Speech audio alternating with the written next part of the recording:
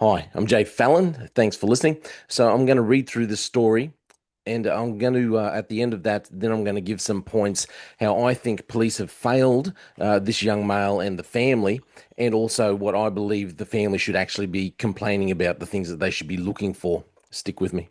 Got my eyes straight ahead, got my head in the game. With the red light on, I'm just waiting for the change. Keep my head down low. Okay, let's get straight into the story. So, police pulling Aboriginal teenager from bus at gunpoint was racial profiling, family alleges. The family of a 17-year-old Aboriginal boy says he was racially profiled when police officers with guns drawn pulled him from a Canberra bus before realising he was the wrong person. The teenager was travelling alone to visit family last week when the bus he was on was pulled over by police cars. Officers entered the bus with guns drawn before arresting the Aboriginal teen. The boy's family said officers did not ask for the boy's name nor request identification before forcing him off the bus and putting him on the ground, handcuffed and face down. Police then compared a photo on their phone with the boy and declared they had the wrong person before removing the handcuffs and apologising. It's too late to apologise, like they say. The boy's family gathered outside the Legislative Assembly this morning demanding action. What happened was not a mistake. It was not a misunderstanding. It was a gross violation of a child's human rights. They said, you terrorised an innocent child. Your officers pointed a gun at him. Your officers dragged him off a bus. Your officers slammed him onto the ground. Your officers pinned him down with their knees. And even after realising they had the wrong boy, they still searched him. That's strange.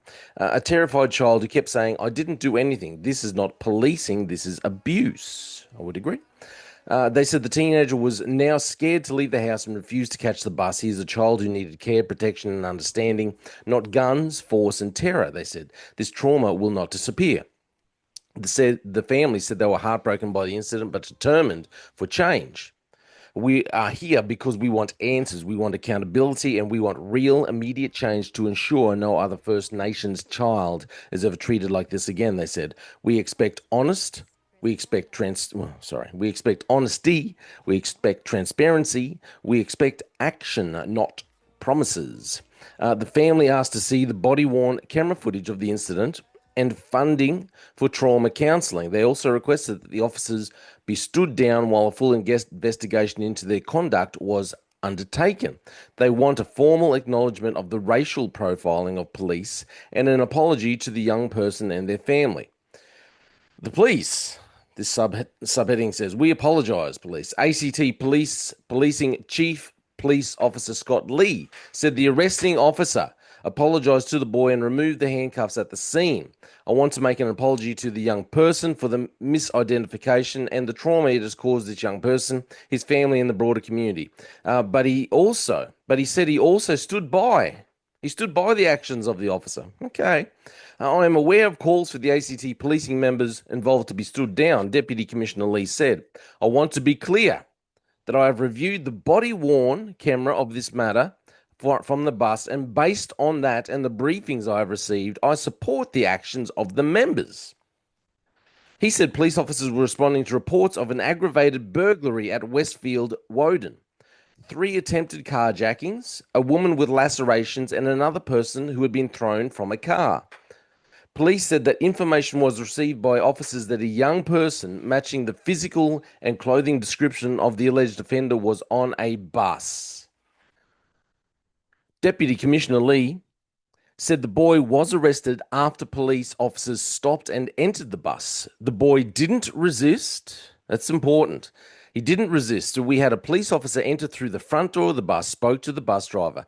That police officer requested that the doors at the midpoint of the bus be opened, and then 2 officers entered the bus and stayed at the midpoint of the bus. They issued verbal commands to the young person who was at the rear of the bus, asked him to stand up and come forward, which he did. He was searched after he was arrested. He was actually arrested. That will obviously be part of the independent investigation as to whether there were grounds for that arrest. Again, were there grounds? One of our police officers had a knee on his lower back, which is part of our training. He was placed on the ground, handcuffed, informed of the grounds for his arrest. really need to hear these grounds for his arrest, cautioned and issued his rights. And then within about 2 minutes, it was realized that there was a misidentification on the basis of a CCTV photograph that had been provided to our police, and he was unarrested. The chief police officer said that when he viewed the footage, he heard the boy say, "What have I done? What have I done?" Deputy Commissioner Lee said he did not believe the incident could have been avoided in the context. Couldn't have been avoided. Wow. Okay.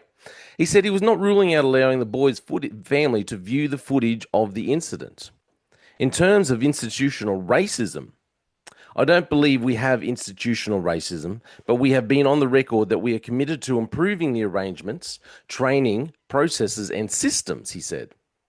A complaint about the actions of ACT policing will be handled by the Australian Federal Police Professionals Standard Command alongside the ACT Ombudsman. ACT Police Minister Marissa Patterson said she had full confidence in ACT policing and had offered to meet the boy's family. I express my sincere apologies to the young person and his family on behalf of the government, she said. I hear the concerns raised by the family. Don't you hate it when they say it's so demeaning? I hear you. I hear what you're saying. It's you're really just talking down to someone. I hear the concerns. I hear the concerns raised by the family, the Aboriginal and Torres Strait Islander affected elected body and other stakeholders about racial profiling, continuing to work to build trust and relationships with parts of our community that feel vulnerable in their interactions with police is a priority for myself. Aboriginal and Torres Strait Islander community advocates issued a joint statement expressing outrage at the incident. This act of racial profiling is outrageous, unacceptable, and a devastating breach of safety and trust. No Aboriginal child in Canberra should ever face a gun because of police racial profiling. The use of excessive force on a child is not acceptable. This incident has also caused considerable concern for the family and right across the local Aboriginal community. The family were not even contacted following this critical incident to check on the child's well-being. ACT Aboriginal and Torres Strait Islander elected body representative Kayleen McLeod said the incident was horrific. A gun pointed at the Aboriginal boy on a bus is not a mistake. It is a catastrophic failure of judgment, process, and humanity. She said, there is no world in which this response is justified. Okay. So I've got a few points that I think they should be looking at.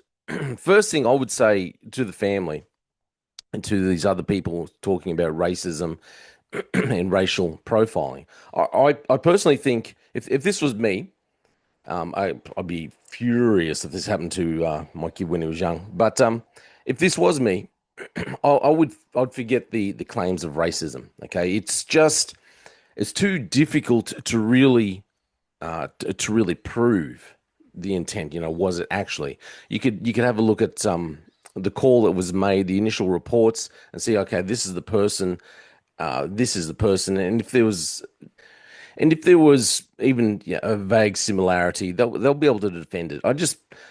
You put it out there. You don't focus on racism or racial profiling. You just vaguely put it out there and just let it hang. It'll just be in the background. But yeah, I wouldn't just push on and just keep going down this line of racism. What I would be looking at, what I would be questioning, is the standard operating procedures and the way these officers went about doing this job and why they got to this point where they felt it was necessary to have their guns drawn and then pointing at this young gentleman. So, first off, when I was reading this, I'm thinking, wow, why did they get on there and have their guns drawn? And when they get on, if this was me, I'm getting onto an area, and I've spoken about this before about having an assessment of your surroundings, always running through things and thinking about the baseline of the area that you want. What's the mood? What's the mood of the area, the people that you're in? What's this? You got to come up with the baseline of you think, okay, if you're in a place and say just a restaurant, just a really chilled restaurant, it's not a high class restaurant. I think it's just like a family friendly. You'd walk in there, you would expect to see families, couples. Everyone's just chill. Everyone's just relaxing with their families. That's the kind of baseline you think, okay, well, this is the area that I'm in. This is the baseline that I've got for the area. And then you look at people, scan the area and think, who is out of place in that area? Jumping on a bus, immediately you've got reports of what were the reports? There was someone who had caused a bit of mayhem. This is why they're initially out there. There'd been three attempted carjackings, a woman with lacerations, and another person thrown from a car. So you've got reports of a violent offender. You stop the bus. For some reason, they've stopped that bus. You stop the bus. You talk to the bus driver. First off, did you get any information from the bus driver? Have you asked, is there anyone on here causing trouble? Is there anyone on here that you could say, mate, they seem a bit sketchy the way they. It doesn't seem like they've actually asked the bus driver any questions. I would get on, talk to him briefly, scan the area. If there's no one who's actually who seems like their demeanor is fairly heightened. Feel like there seems like they're fairly agitated. People around them seem like they feel uncomfortable. Their body language seems like they feel uncomfortable standing near them. The problem is that I've got with this situation is you would scan the area. I would scan the area, look around, and think, who's agitated? Does anyone actually look like they're fearful? They actually don't want to stand next to. I've got a person down there. I think that might fit the description. No one looks like they feel uncomfortable sitting next to this chap. He's just sitting there looking chill. He's got no idea, which doesn't seem like a person who's just attempted three carjackings, assaulted a lady for some reason. She's got lacerations, and then another, and thrown someone else from a car. And yet he's just casually sitting on a bus, nice and chill, not causing any harm or any angst about any of the other passengers. And generally, when you get into a situation like that and people are in tight quarters, there's always someone trying to dart their eyes around and tell you without telling you, like flick their head to the side, saying, "Look, it's that person over there." There's always someone trying to do that kind of stuff. I don't know why, but there's always someone like, "Yep, it's him. It's him. That's the guy you're looking for." There's no one, it seems, going off this report, it seems like there's no one there doing that. Now, if you've gotten a report, so I'd be saying, why? Did the officer actually follow the SOPs? And why that bus? Why that bus in particular? What was the report that went out over their comms? Was it targeted? Did they have specific information that said this is the bus? You get on the bus, he scans the area. He obviously didn't scan the area. He didn't see any signs of fear, any signs of the person being agitated. The young male's not being aggressive. There's no weapon in sight. For some reason, the officer actually has his gun drawn. You've got this array of weaponry on your belt, and you think, no, I'm going to go straight for my Glock. Seems very strange. And is that procedure? Is that procedure to go straight for your Glock? It would be if I saw someone with a knife sitting on a bus, I'd go straight for my Glock, 100%. But you get on a bus and you've got no weapon and no one's agitated, no one's running in fear, and you can't see, no one's that you can see is in fear for their life, or there's no direct there's no immediate sighting of someone who's directly in harm or danger, no fear, no harm or danger directly coming towards you. So what's your motive? What's your reasoning for being able to pull your Glock? You must your justification. How can you justify doing that? You've got a report of someone doing all these things, but you don't even know if you're on the right bus, and obviously you aren't. You don't know if you've got the right person. You're just going off descriptions, and obviously you didn't, but yet you've gone straight to pulling your gun. Seems very strange. Is that standard operating procedure? I don't, you know, I don't think so. I think it'd be very hard to prove that it was standard. Oh, it's not hard to prove it. Go through their standard operating procedures and question why he went straight to that. The officers escalated. The issue that I see is the officers escalated straight up to using the Glock, to pulling the Glock, not just pulling it out, but pointing it, whether it was just one or more, pointing it at the boy. So there's nowhere else to go. The issue is it's very lucky that the young boy didn't react in the wrong way, didn't react badly. Just think about what this Deputy Commissioner Lee says. The boy was arrested after police stopped. The boy didn't resist, so we had a police officer enter through the front. They've locked them, opened up the midpoints. Other officers came. They've issued the verbal command. asked him to stand and come forward. He was searched after he was arrested. So the officer, sorry, Officer Lee seems to be, giving the very basics of it. They've all got, you can imagine if they've gotten on and they've got guns drawn and then pointing it at the boy.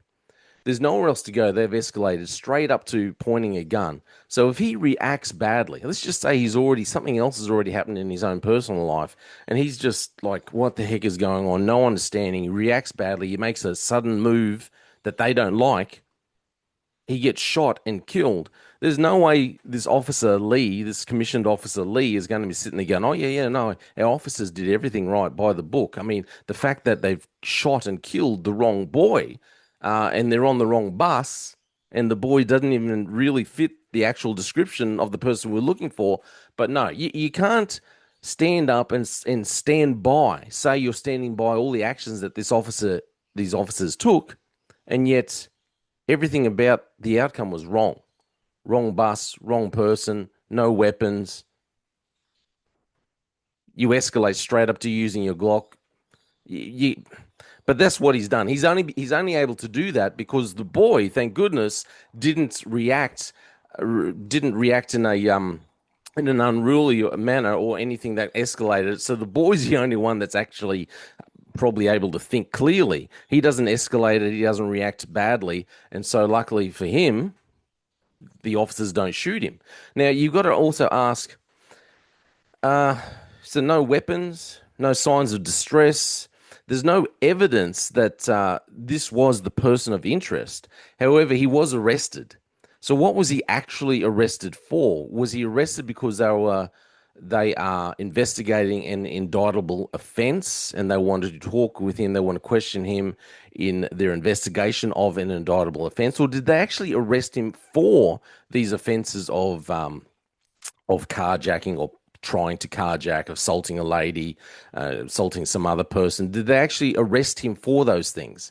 And how do you, or why do you arrest someone if you don't actually have evidence? You've got a suspicion, and the suspicion was wrong because it's the wrong bus. You've got a description, and either you don't know how to, either it's the wrong description, or you don't remember the description, or you just can't follow instructions and see that this boy doesn't fit the description because, and I can say that because it's the wrong person.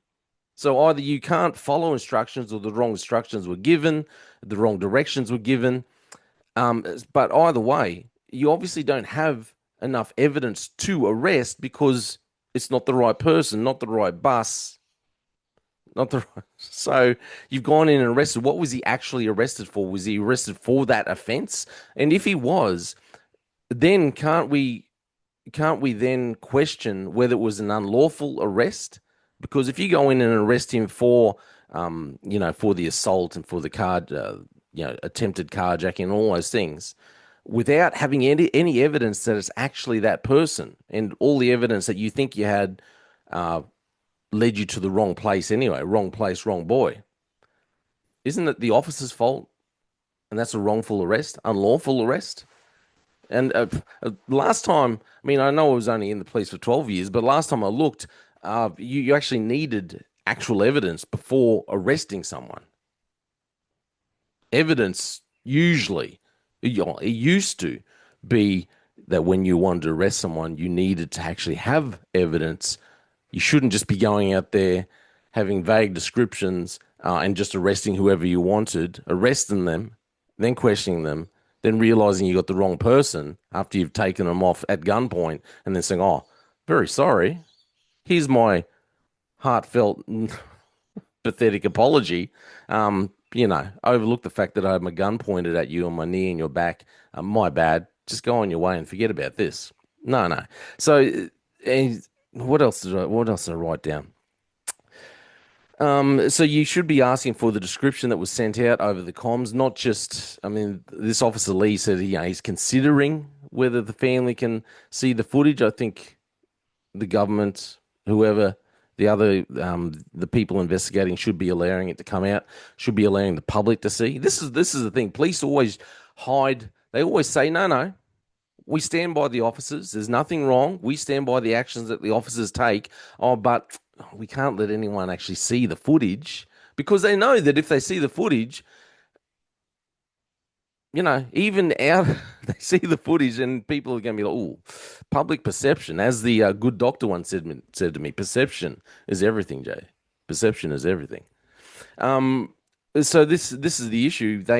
They don't want everyone. This is why they try and keep a hold of the footage. They don't want everyone to be able to see the footage, draw their own conclusions, or things that might make them look bad. But they need to be able to see the footage of what happened. They also need to be able to hear the descriptions that went out over comms, how they came to the conclusion that this was the bus. Are they just the wrong description of the bus, the wrong, the wrong identity, bus identity was given out. Maybe they just dyslexic and they can't read the right identity. Maybe they're just not very intelligent, which I'm going to go with very intelligent police officers. And that's how they got the wrong bus and the wrong boy. And what was the description given out of this individual who'd done the carjackings? Was it just, hey, Indigenous male, and that was it? Indigenous male got on a bus. And so from that, if it was something as vague as that, how do they get to jumping on this bus and they're not just going out and not saying, well, we want to talk to, there is an Indigenous male up there, we need to talk to him and just bring him out and talking to him. How do they get from, no, no, we're going to pull it up and we're just going to pull our guns and arrest him? The escalation is just, it seems so extreme for this kind of incident. Is this all following standard operating procedure? Is this really how police should be behaving? Not even how they're behaving, is everything, all their actions are lawful. How do you arrest someone if you don't actually have evidence? Because at the moment, you just have suspicions. And like I said, I can say you don't have evidence because everything was wrong. No bus, not the right bus, not the right person. So you did say they didn't have actual evidence. They can argue whatever they want. So these are the things that I would be asking. The immediate escalation, it's all right for Deputy Commissioner Lee to say, he stands by the actions of the officers, but mate, I guarantee that if they had have shot him, if that boy had reacted badly and they had have shot him, Officer Lee would have been throwing these officers under the bus immediately, saying, well, they didn't follow procedure. They shouldn't have gotten on there and had their weapons drawn. There was no evidence to do this. And he would have said all this because he would have realized the wrong bus, the wrong boy. They were trying to arrest someone when they had no evidence.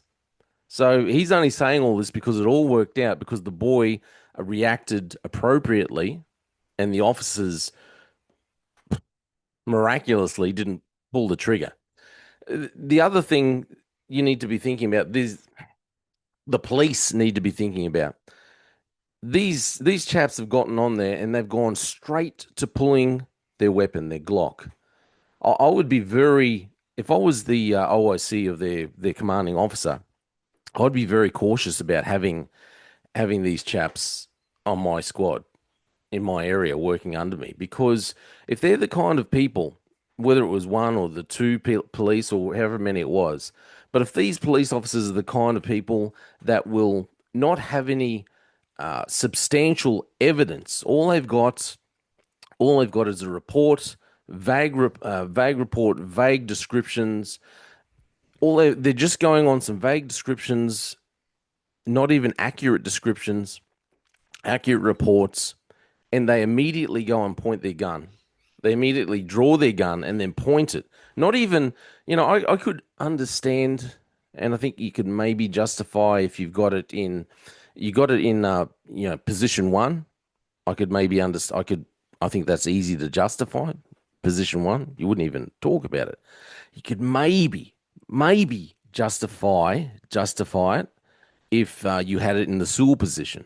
One officer had their weapon in Sewell position. Maybe you could, maybe. I still think you'd be hard to justify, but maybe you could justify that. But actually having your gun drawn out and then pointed at the person when you've got no evidence to back it up, not even the evidence that was reported doesn't back up that it's this person, but even the evidence in front of you.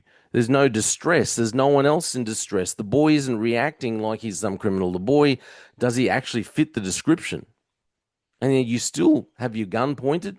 If I was this chap's these officers OIC, I would be very concerned about their behavior and I'd be watching it very carefully. And I think they need to look at the history of these officers because there is a good chance that if this is the way they've reacted when they've got the bare minimum of evidence, bare minimum of a report, this is how they reacted. I would bet that they have got other reports of violent behavior previously, other complaints against them. And I'd be focusing on did they actually follow procedure? What else is in their history? I'd be very concerned about that. I'd be putting them back if I was in their OIC or they're working under me. I'd be insisting that they get training, extra training, and going through procedures because I'd be concerned that if they haven't done it already, that there's probably going to be some point in the future where they do end up shooting someone.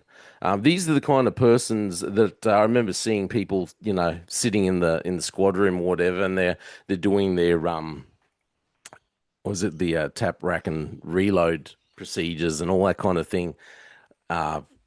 Just pretending they're doing it and going through things in their mind, going through their positioning when they draw their gun and stool and all that kind of. These are the kind of people that you see doing this stuff, and they're running through these procedures with enacting it out in the squad room. The kind of people, and you know that they're just kind of itching to be able to use their weapon. I reckon these are the kinds of officers I'd be willing to bet that do that kind of stuff in there when they're in the squad room. Now they drive around with.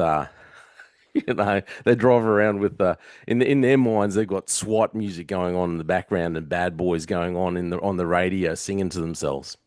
That's the kind of tools it sounds like they are. Because if you've gone straight to escalating, drawing your Glock when you've got minimal evidence, obviously a bad description's sent out, and you've got no actual evidence before you, but you've gone immediately to drawing your Glock, pointing your Glock, and arresting. Wow. That's some serious escalation. And Deputy Commissioner Lee, yeah, he's only supporting them because luckily for him, they didn't shoot. Because if they had a shot and then everything comes out, he has no choice but to put everything out there and show that they've just completely screwed up. Completely screwed up. So yeah, if I was a family, don't worry about the racism anymore. You've said it. Maybe it did, maybe it was a part of it, maybe it wasn't. But you've said it, you just let it hang, and then you just go after their procedures. Did they follow procedures? Were they doing this right? Guaranteed they weren't. There's a lot of failures here, I believe. And mate, it's always good, I think. I do it all the time. I've talked about scanning and getting that baseline for the area that you're in. I think it's a good thing to put into practice when you're going out, just to keep for your own safety, the safety of your family and that. Scan it, get a feel for the area, have a bit of a mental picture of where you think things should be at. Anyone who's outside of that, extremely outside of that baseline kind of thing. People, you'll have little waves in it. Picture it all in your mind, having a line. People are, a little bit under, a little bit over. If you've got someone who's like extremely outside and outside of where you've put that baseline, then you keep an eye on it, and then you put that in the back of your mind, think, well, that's someone I've got to look, I've got to be wary, I've got to position myself a bit better. Just not to be paranoid, but just for your own safety. Anyway, that's all my thoughts on this. I think ACT police have done themselves a massive disservice. I hope and pray that I hope the boy is okay. I really do hope the family are able to fight this successfully. And, mate, you'd love for the ACT police to actually learn something. Those officers learn something from this. From what I've seen, from what I've known, I doubt it, but maybe. I'm Jay Fallon. Thanks for listening. Check out my music and other podcasts and that. Thanks for listening. They just fuel a desire that will take me higher. I'm on fire because nothing's going